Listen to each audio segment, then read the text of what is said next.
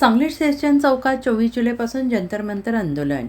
सोनम वांगचुक आणि विद्यार्थी कार्यकर्ते नेहा बोरा, आयुषी घोष, आदर्श साजे आणि त्यांचे साथीदार असंख्य युवकांसह दिल्लीस्थित जंतर मंतर येथे 28 जून रोजी गेले 20 दिवसांपासून काहीजण 16 जुलैपासून उपोषण आंदोलन करत होते. 21 जुलै रोजी मोठ्या प्रमाणात लाठी हल्ला झाला.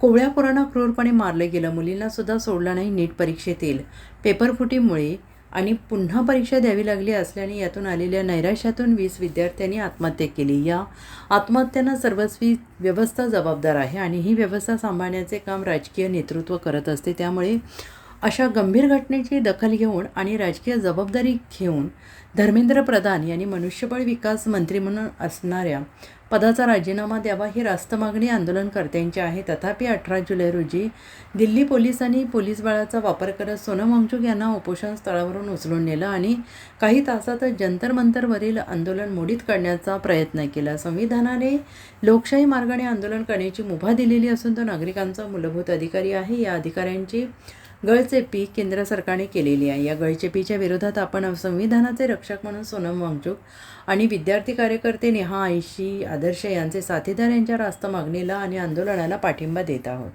24 जुलैपासून जंतर मंतर सांगली या बॅनरखाली बेमुदत धरणे आंदोलन सुरू करत असल्याने सतीश साखरकर यांनी म्हटलेलं आहे. हे आंदोलन दररोज 5 ते 7 या वेळेत चालेल. आजच्या या आंदोलनात उमेश देशमुख, विकास मगदूम, सतीश साखरकर, अजित सूर्यवंशी, डॉक्टर नंदा पाटील, किशोर केदारी, प्राध्यापक वंदना साबळे, डॉक्टर किसनराव साबळे, तुळशीराम गळवे इत्यादींसह सर्व पुरोगामी संघटनांचे कार्यकर्ते मोठ्या संख्येने सहभागी झाले होते.